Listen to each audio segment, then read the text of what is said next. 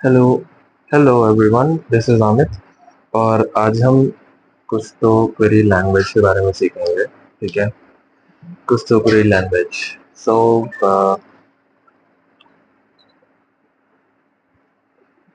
So basically मैं लिख देता हूँ। ठीक है, तो Q L Q L stands for कुछ तो क्वेरी, QUERY लैंग्वेज। ठीक है, लैंग्वेज। कुछ तो क्वेरी लैंग्वेज में हम कुछ सेट ऑफ कमांड्स रीड करें, कुछ सेट ऑफ कमांड्स अंडरस्टैंड करेंगे। पहला है एज कमांड, दूसरा है हमारे काउंट, तीसरा है डिस्टिंक्ट, चौथा है हमारा एक्सटेंड, चौथा हमारा एक्सटेंड है, चौथा हमारा एक्सटेंड है, पांचवा हमारा है फाइंड, फाइंड और वेयर। फाइंड एंड वेयर ये सब एक दोनों एक ही तरीके से वर्क करते हैं। Find where, fork get schema, fork get schema. ठीक है, तो हम एज की बात करते हैं तो कुछ तो क्वेरी लैंग्वेज में हम पाइप्स का बहुत यूज करते हैं। ठीक है, और हाँ, एक और data table, data table, data table. ठीक है, तो कुछ तो पूरी लैंग्वेज में हम पाइप्स का बहुत यूज करते हैं। पाइप सिंबल इस तरीके से रिप्रेजेंट होता है हमारा। ठीक है, और लेट से हम किसी भी टेबल को, लेट से हम किसी भी टेबल को रेफर करना चाहते हैं। ठीक है, उसका नेम हम डालना चाहते हैं, तो हम क्या बोल सकते हैं। लेट से हमने एक टेबल बनाई। चलो मैं पहले डेटा टेबल से टेबल बनाना सिखा देता हूँ। ठीक है, तो डेटा टेबल का यूज करके, डेटा टेबल ऑपरेटर का यूज करके मैं टेबल बनाना सिखाता हूँ। तो सबसे पहले जो हमें टेबल बनानी है वो हम बनाते हैं। ठीक है, तो टेबल हम कैसे बनाएंगे। टेबल का सिंटैक्स कुछ इस तरीके से हम लिखेंगे, data table, data table x colon integer. ठीक है, एंड इसमें 1, 2, 3। ठीक है, as my table, my table, ये हमने कर दिया। ठीक है, तो बेसिकली हम इसको, हमारी जो टेबल बनेगी ना, इसमें हमारा, हम बोल रहे हैं एक्स हमारा कॉलम है जो कि इंटीजर टाइप का होगा। ठीक है, और 1, 2, 3 हमारी रो होगी। ठीक है, 1, 2, 3 हमारी रो हो गई। तो यहाँ पर 1 आएगा, फिर 2 आएगा, फिर 3 आएगा। चलो, डेटा टेबल का यूज करके आपको समझ में आ गया कि हमने टेबल कैसे बनाई। ठीक है, डेटा टेबल हमारा डन। ठीक है, अब एज का यूज करते हैं। ठीक है, एज का यूज करते हैं एंड हम टेबल बनाएंगे। ठीक है, टेबल का नाम रखेंगे माई टेबल। तो हमने जब इसको एज माई टेबल कर दिया तो आपके सामने एक टैब बना आएगा। टैब के ऊपर लिखा आएगा माई टेबल, माई टेबल करके लिखा होगा टैब के ऊपर। ठीक है, और इसके नीचे आपकी टेबल बनी होगी ऐसे एक्स करके, 1, 2 एंड 3। ठीक है, अदरवाइज यहाँ पर कुछ जेनरिक करके नाम लिखा आता है। जब भी हम क्वेरी रन करेंगे कुछ इस तरीके से लिखा आएगा हमारा। ठीक है, तो हमारा एज डन है। ये मैं ये मैं अपना फर्स्ट पेज ऑफ, ये जितने भी ऑपरेटर्स हैं ये हमारे टेबुलर ऑपरेटर है। टेबुलर ऑपरेटर, TABULAR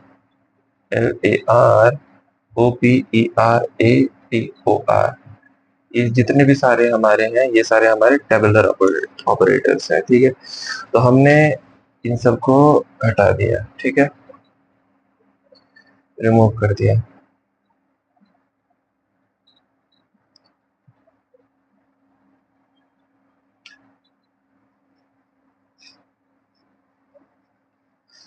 ठीक है, हमारा डेटा टेबल डन, इरेज कर दे रहा हूँ मैं इसे। ठीक है, और हमारा एज डन, इसको भी इरेज कर दे रहा हूँ। अब मैं काउंट की बात करता हूँ। ठीक है, काउंट ऑपरेटर की बात करता हूँ। तो देखो, हमारी जो टेबल है, लेट्स से हमें जो गिवन है कुछ हमें टेबल ये गिवन है, ठीक है, मैं टेबल का नाम टी लिख दे रहा हूँ, छोटा पड़ेगा ना, कंसाइज पड़ेगा। इसमें कॉलम सी है, 1 2 एंड 3 इसके वैल्यू है, ये हमारा छोटा सा टेबल है। व्हाट यू वांट कि हमें इसमें नंबर ऑफ रोज काउंट करनी है, ठीक है, या हमें इसमें वो सारी टर्म्स काउंट करनी है जिसमें सी जो हमारे कॉलम की वैल्यू है वो 2 या 2 से बड़ी है, ठीक है। तो हम बोलेंगे टेबल टी ले लो, ठीक है, पाइप ऑपरेटर, और उसमें क्या करो कि वेयर वेयर अब मैं वेयर का यूज बताता हूँ, ठीक है। वेयर जहां जहां जहां जहां वेयर सो एवर,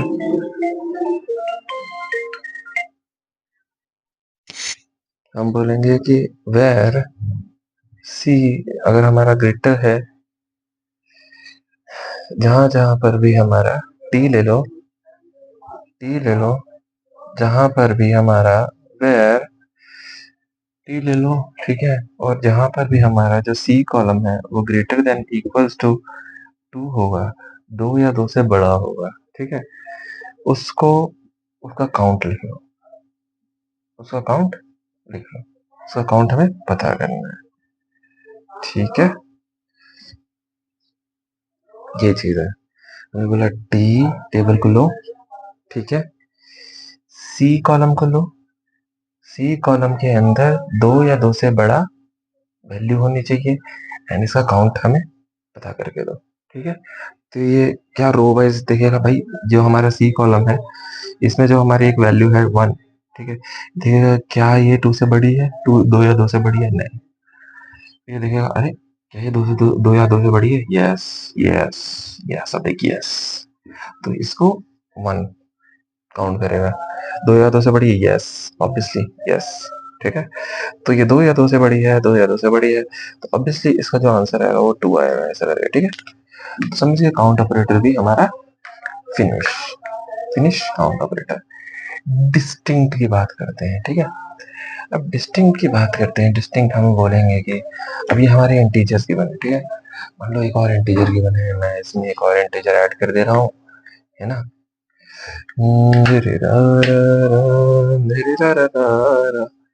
मैं इसमें एक और ऑपरेटर ऐड कर, एक और, अरे यार ये 4 नहीं, ये 3 होना चाहिए, यहाँ पर मैंने 3 ऐड कर दिया, मैंने 3 ऐड कर दिया, ठीक है। और फिर मैं क्या बोलूंगा इससे, मैं बोलूंगा इससे कि देखो जितने भी सी जो कॉलम है हमारा, सी कॉलम के अंदर जितने भी डिस्टिंक्ट वैल्यूज हैं, मतलब 1 2 3 कोई भी वैल्यू रिपीट नहीं होनी चाहिए, जितने भी यूनिक वैल्यूज हैं सी कॉलम के अंदर, जितनी भी हमारी यूनिक वैल्यूज हैं उन सब वैल्यूज को हमें फेच करके लाएगा, ठीक है। तो मैं क्या बोलूंगा, मैं बोलूंगा भैया टी टेबल को ले लो, ठीक है ले लिया, एंड फिर I want DISTINCT distinct of column operator, फिर ये आपको रिजल्ट में देगा 1 2 और 3, ठीक है। 3 दो बार रिपीट हो रहा है तो एक ही बार टी ये आपको रिटर्न करेगा, डिस्टिंक्ट ऑपरेटर डन। एक्सटेंड, बात करते हैं अब एक्सटेंड ऑपरेटर की, ठीक है। एक्सटेंड ऑपरेटर ये बोलता है, मान लो सी कॉलम हमारे जो है ग्रेड, मान लो ग्रेड के तरीके से, मान लो ये हमारा ग्रेड है, ठीक है, और हम क्या बोल रहे हैं कि भाई हमने स्टूडेंट्स को मार्क्स दे दिए हैं 30 20 10, ऐसा करके हम ये बोल रहे हैं कि हमने एक और कॉलम बना दिया, लेट से एक और कॉलम बना दे रहा हूँ मैं ग्रेड के नाम से, GRADE, ग्रेड के नाम से एक और कॉलम बना दिया, ठीक है। और अब मैं बोल रहा हूँ भैया स्टूडेंट्स को ये बोल रहा हूँ कि मतलब बेसिकली आई वांट कि यहाँ पर जो हमारा राइट हैंड साइड में कॉलम, एक नया कॉलम बन जाए, ठीक है, राइट हैंड साइड में हमारा एक नया कॉलम बन जाए जिसका नाम हो ग्रेड, ग्रेड नाम से हमारे एक नया कॉलम बन जाए, यहाँ पर ग्रेड नाम से एक नया कॉलम बन जाए, ठीक है, और इस कॉलम में जो वैल्यू हो वो कुछ इस तरीके से हो, ऐसे देखो, ये अगर सी की वैल्यू 20 है, ठीक है, 20 है यहाँ पर, तो यहाँ हमारा ग्रेड बी हो, अगर सी की वैल्यू जो हमारी 30 या 30 से 30 हो, ठीक है, तो ग्रेड ए हो। हमारे 20 से कम है, ग्रेड सी हो। ठीक है, ये है हमारा नया कॉलम हमने बनाना है। हमने नया कॉलम बनाना है, ठीक। ये नया कॉलम कैसे बनाएंगे हम? नया कॉलम हम ऐसे बनाएंगे, हम बोलेंगे टेबल टी को ले लो, ठीक है। टेबल टी को ले लो, कॉलम सी को ले लो, फिर टेबल टी को ले लो, कॉलम सी को ले लो।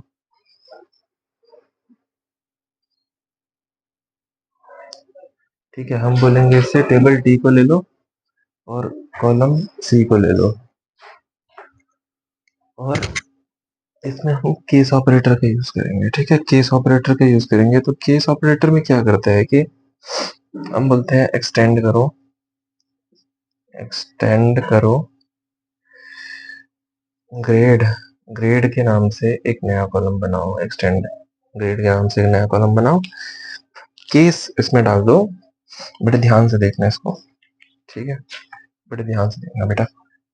केस बोलेंगे, केस जहां पर भी हमारा जो सी ऑपरेटर है, केस बोलेंगे जहां पर भी हमारा सी ऑपरेटर है वो ग्रेटर है या इक्वल टू है 20 के, तो वहां ए कर देना। 20 से छोटा होगा, 20 या ग्रेटर है 20 के, भाई 20 से बड़ा है तो उसको ए मिल रहा है। 20 के बराबर है, 20 से बड़ा है तो उसको ए मिल रहा है। ठीक है, 20 के बराबर है, 20 के बराबर है मतलब 20 से छोटा है, मान लो 20 से छोटा है तो उसको देखो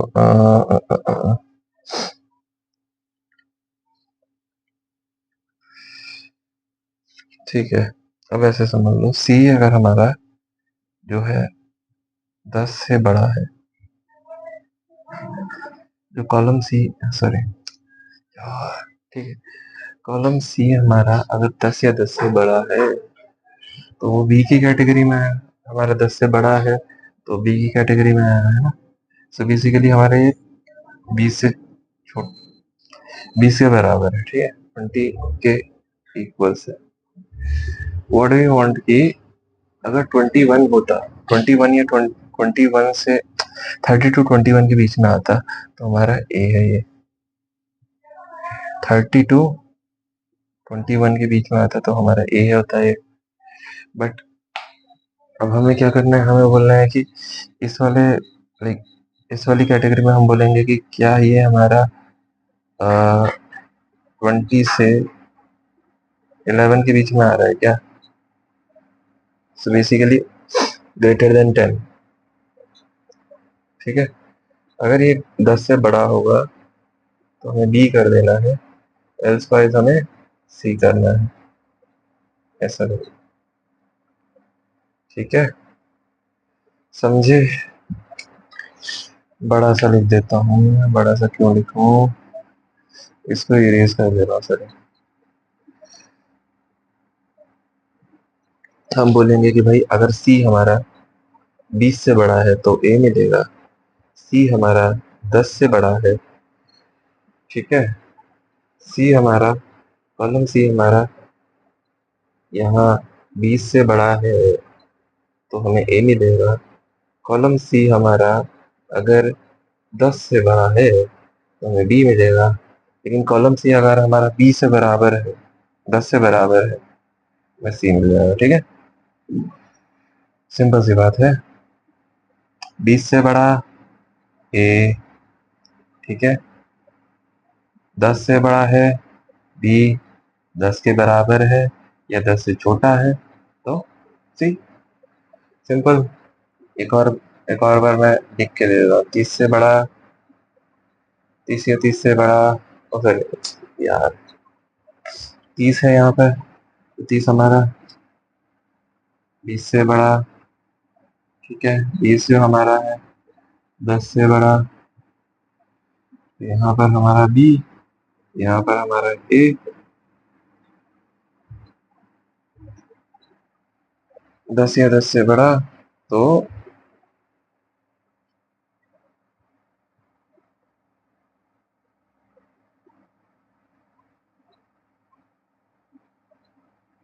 हमारा आ जाएगा ये सी। चलो, अभी तक ये चीज तो आई गेस समझ चुके होगे आप लोग। Let's see some other things as well. कुछ और चीजें भी देखते हैं।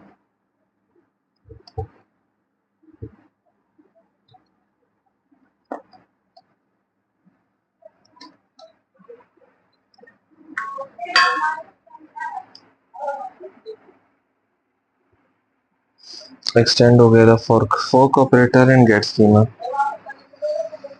फोर्क ऑपरेटर देखते हैं।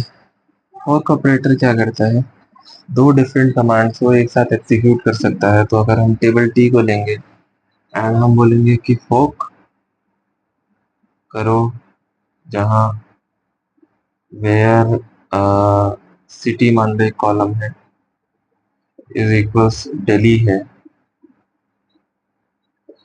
ठीक है। ऐसा करके इसको ब्रैकेट में बंद करो, या वेयर सिटी हमारा जो कॉलम है वो टोरंटो है। इन दोनों कमांड्स को पैरेलली रन करेगा। इसको भी इसको और इसको दोनों कमांड्स को पैरेलली रन करेगा, ठीक है। और हमें जो रिजल्ट्स है वो हमें ला के देगा, ठीक है। अब गेट स्कीमा की बात करते हैं। हम गेट स्कीमा की बात करते हैं। Get SCHEMA get schema. तो गेट स्कीमा में क्या करेगा भाई, टेबल ले लो, टेबल का हमें स्कीमा बता दो। गेट SCHEMA, ठीक है। गेट स्कीमा टेबल का अगर स्कीमा जानना है तो ये सबसे पहले क्या करेगा, पहले कॉलम नेम बताएगा, कॉलम नेम दिखाएगा एंड फिर इसका डेटा टाइप दिखाएगा, डेटा टाइप ऐसा, ठीक है। ऐसे ही है फॉर्क भाई। हम जैसे दो तीन कमांड एक साथ पैरेलली रन करनी हो ना तो हम ये यूज करते हैं और काफी इजी पड़ता है, काफी फास्ट हो जाता है, ठीक है। ओके।